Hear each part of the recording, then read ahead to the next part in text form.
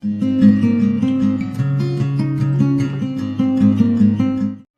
ka mo. Ito yung mga Ricardo, ganyan-ganyan. Ito na, naka-online na to. Oh. Magandang hapon po sa inyong lahat. Ito po si Jokas.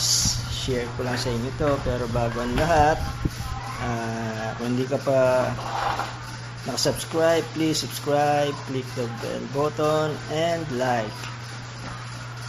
Magluluto po si Mrs. ng pansit na bihon. Ito po mga sahog niya. Yan. Meron tayong carrots dyan. Tapos sayote, green beans. Ito yung pinakulang pitso ng manok, celery, bawang, sibuyas, cabbage, and syempre ito ang pansit bihon, ang pahaba ng bihon. Ayan po.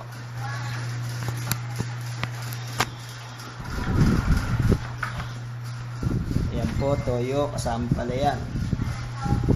Tandaan nyo, pag magluluto kayong pansit, lalagyan nyo ng toyo, huwag nyo kakalimutan. Kasi, maputla ang pansit nyo pag walang toyo, paminta. Okay na? Okay mga guys, umpisa na natin magluto ng pansit na bihon. Samahan nyo kami. Salan nyo ang kawan, malaki kasi 2 kilos to. Lagyan ng mantika. Ayan. Siya nga pala, yung pinagpakaulaan ng manok nyo na pitso, kung nyo itatapon yung tubig, yun po ang pinakasabaw niya. Ha? Don't forget. Ayan. So, ayan na po, pinainit natin ng mantika. Pag mainit na po, ilagay ang sikulas.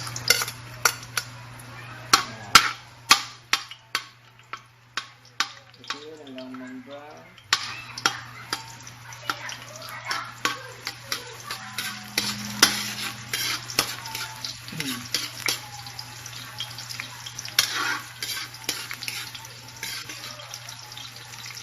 Lagay ang bawang o garlic, i-brown,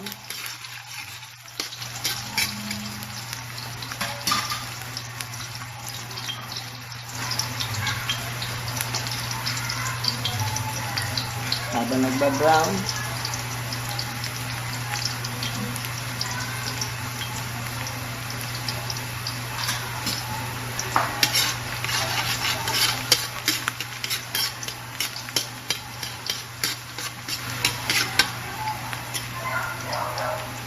sunod po ang manok.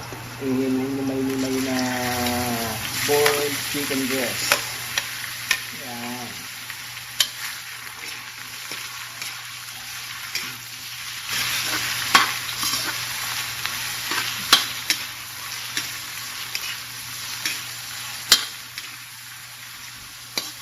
Haluin, i-brown ng kaunti, bahagya.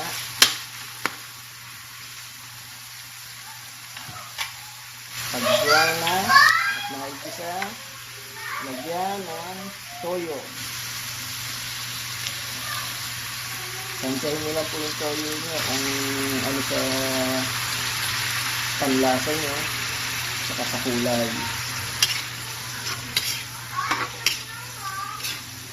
Yung toyo ang nagpapakulay ng pansit at panglasa ang kaunti.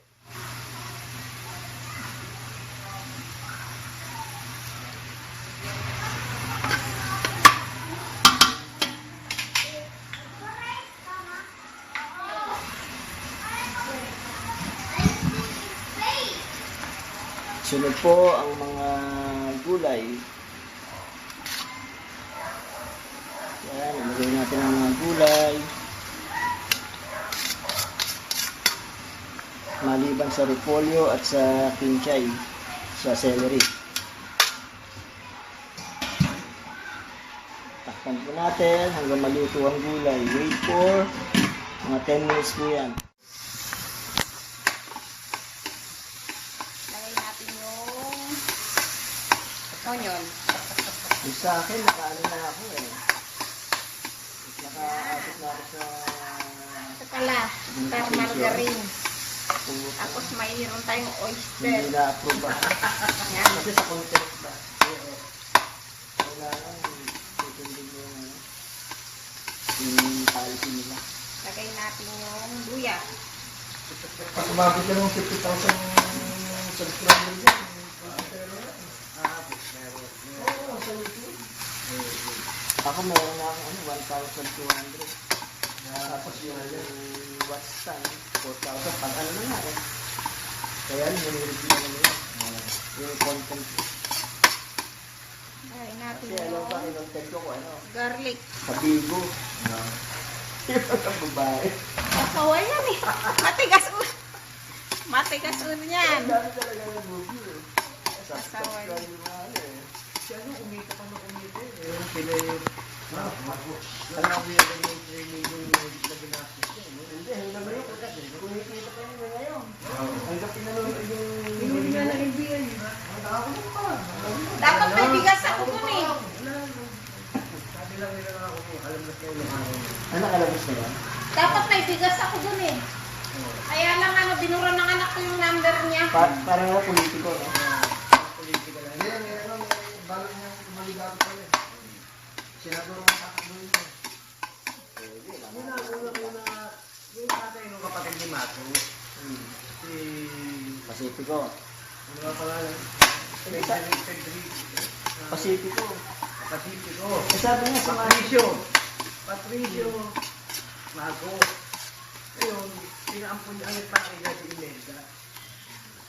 Si Mago, siya, ibig sabihin, Marcos talaga siya. Marcos talaga? Eh, ba't kayo naman sa ibig na mangusin na? Eh, nga niya, mangusin. Mangusin niya sa gitna. Ngayon, mangusin Marcos siya. Kasi, ano na, yung professional swimmer. Sabi ng matanda, di ba? Dami nga nilira. Kaya yung ba naman kung may ano yun, dahil haharap pa sa ano. Ano ba si Marcos? Pagkahuli pa lang yun, na yun. Sabi na ako ng pag-pwede. Duterte na ako nung nakikita na doon sa Marcos niya. Pero nang Marcos kailangan si Duterte, kay Borin. Saka inaano niya dati, laging binabanggit. Ito mo, nakalibing nga si Marcos. Talaga ko ng pera eh. Di ba, sa Sunday, huli-huli na yan. Para hindi na nga mananalo si Duterte. Nabili ko yung Duterte. Bumili ka kami. Pero pag ako mo, talibigin mo na ako. Talibigin na sa paa. Nakahabol. Kasi yan na, di ba? Marcos tatakbo. Bong. Lagay natin yung crab. Crab. Kaya ba yan, si Pacquiao? Hindi, unahin natin yung crab. Kaya pa siya kalit parang nasimusyati.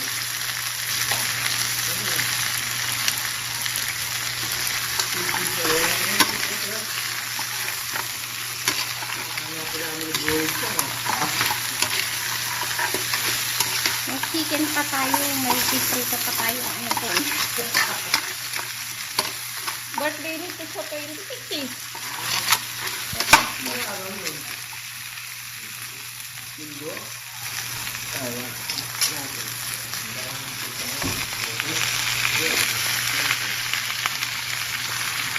Ito, dati sa hapon. Holiday, ah.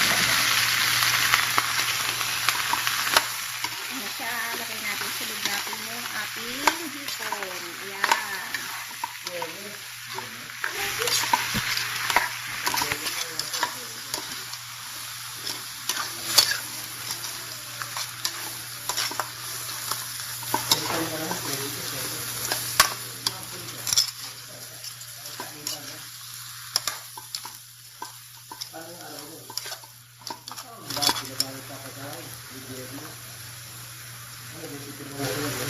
natin yung oyster.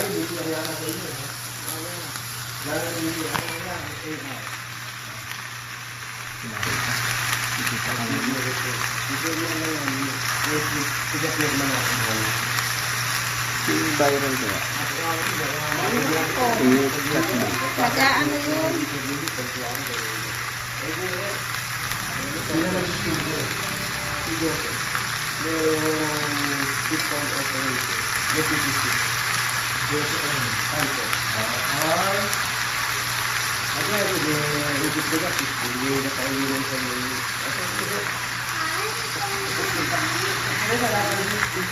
Sino paano matawa? Kahit yung hindi pa, hindi yung ako ano, ako ano. Kasi yun na, yung ating kahawin. Kaya pala si Riz para yung post ng ano, kaya ano pala yung mga anak niya. Hindi pa yung mga post niya eh. Pakabait pa kayo.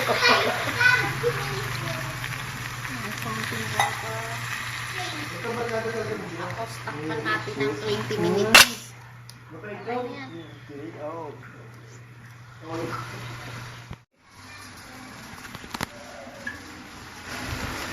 Yan na po yung gulay. Half cook lang para medyo malutong.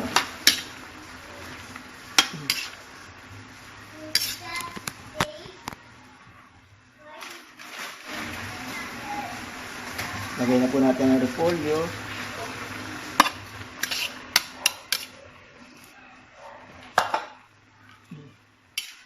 Haluin.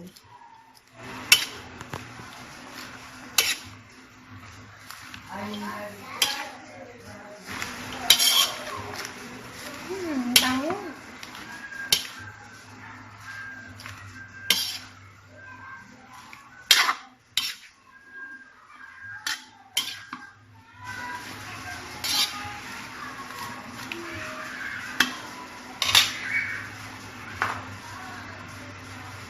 Lagay natin yung sabaw na pinakuluan ng manok.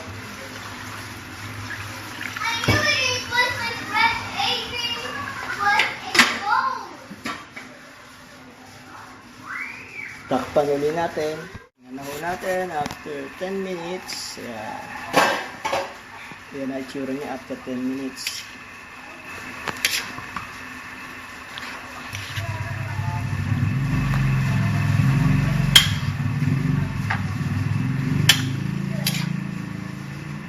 Aso.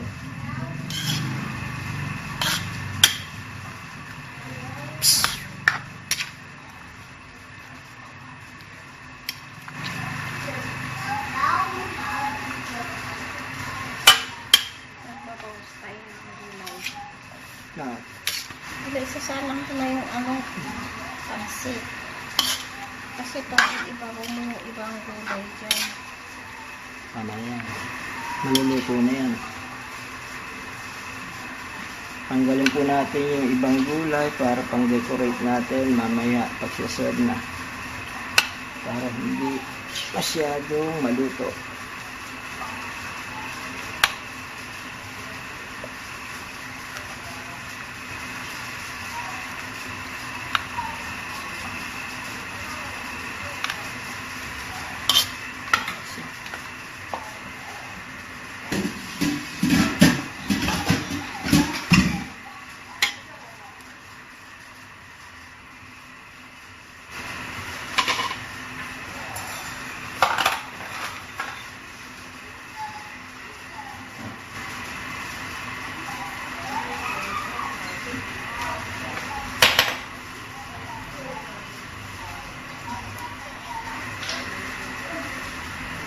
Lagay na po natin yung bihon na binabad sa tubig para lumambot.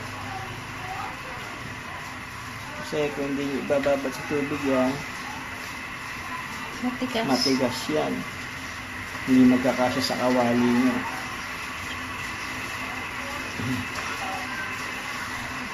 Yan.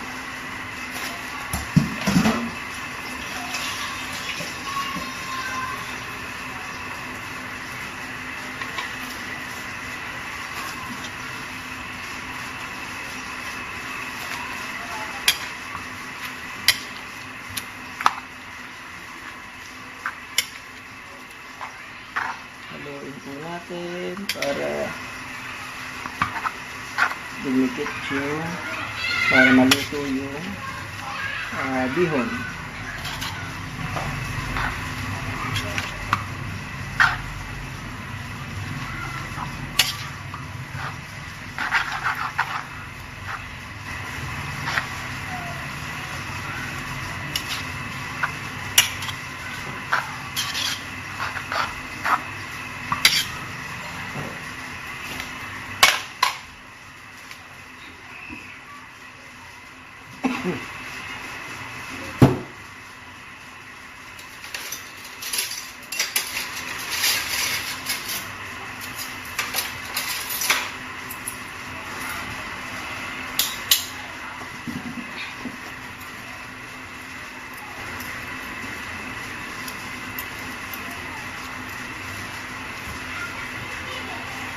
Para maghiwa-wala yung ating pansit.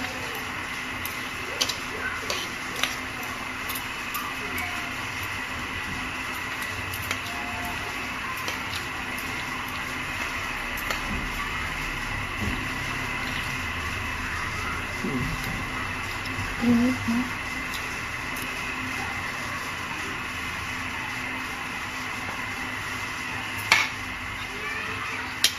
Yan na siya. Lapit na.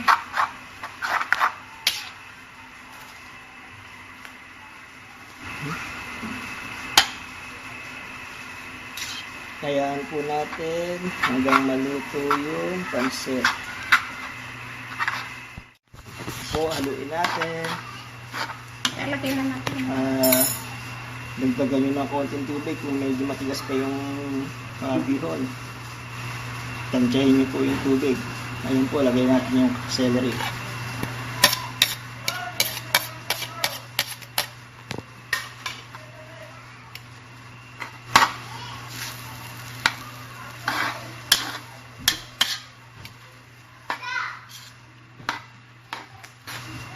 Para hindi mapanis ang pansit, kailangan igahin ang tubig Ito yung para hindi madaling mapanis.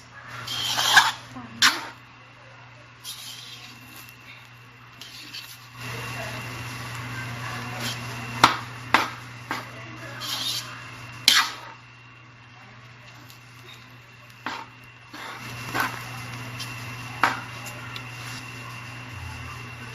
Tapos titikman natin ang ating pansit. Kung masarap na ba siya. Okay, Tamaan. lasang pansit na. Ilagay na natin yung ating gulay na masarap-sarap.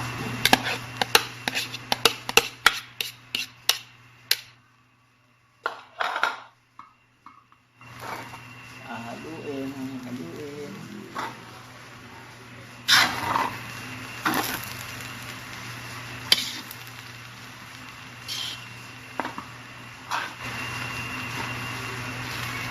Lagyan natin ng Paminta. Depende sa panglasa nyo. ang lasang Pinoy.